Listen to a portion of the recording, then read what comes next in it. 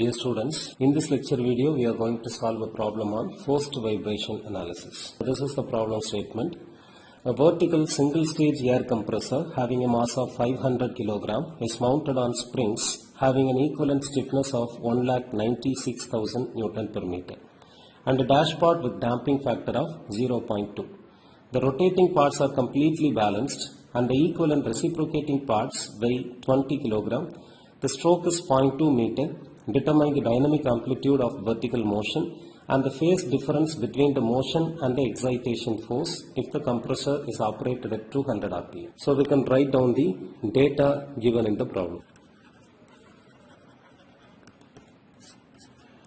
The first data is the mass of the compressor setup. Small m is 500 kg. Second data is the stiffness of the springs.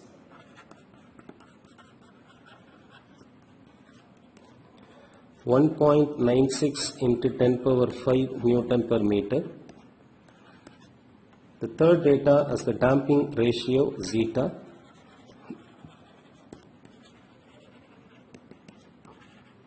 Is 0.2. Fourth data, that is unbalanced mass. Mu is 20 kg. Stroke length L is given as 0.2 meter. So we know that the stroke length L is twice of the crank length. So here in the given case, crank length will be considered to be the eccentricity of the rotating masses from the axis of rotation. So from which we can calculate the value of eccentricity as L by 2, which is 0.2 by 2, that is 0.1 meter. The engine speed is given as N is equal to 200 rpm. Okay. So in the problem it is asked to find out the values of maximum amplitude of vibration X max and the phase angle phi.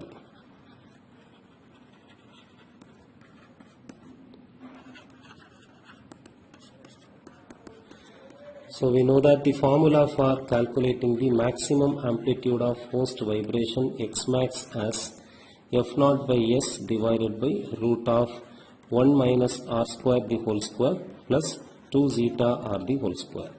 Okay.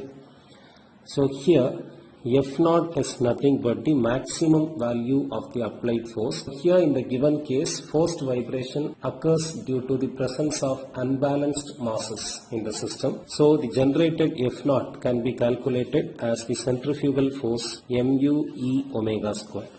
So here omega is the forced circular frequency which can be calculated using the formula 2 pi n by 60. So engine speed value is given as 200 rpm. So by substituting here, the value of omega can be obtained as 20.944 radian per second. So F0 is the value of mu is 20 kilogram. Eccentricity value is 0.1 meter. Omega value is 2.944 square. So F0 value can be calculated as 877.3023 Newton. Next we have to calculate the value of R, frequency ratio. So frequency ratio R is the ratio between forced circular frequency and natural circular frequency. So omega we have already calculated. Omega n can be calculated using the formula root of S by m. So root of stiffness 1.96 into 10 power 5 divided by mass of the system is 500 kg. So the value of omega n can be obtained as 19.8 radian per second. Okay. So now we can calculate the value of R, 20.944 divided by omega n is 19.8.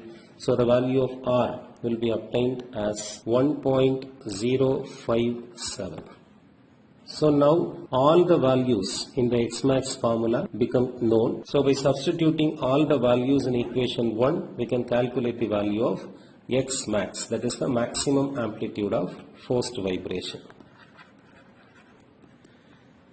F naught as 877.3023 divided by stiffness 1.96 into 10 power 5 divided by root of 1 minus r square the whole square plus 2 into zeta into r the whole square. So by calculating this, we can get the value of x max as 0.0102 meter, that is 10.2 millimeter. Next, we can calculate the value of phase angle phi using the formula tan inverse of 2 zeta r divided by 1 minus r square. 2 into zeta value is 0.2, r value is 1.057 divided by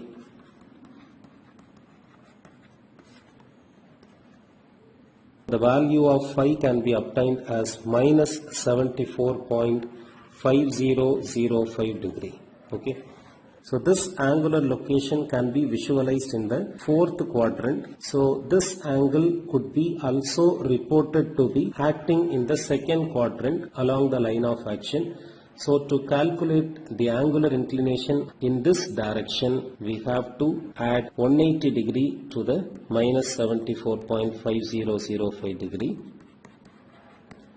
In the usual measurement, we can report the phase angle value as 105.4995 degree.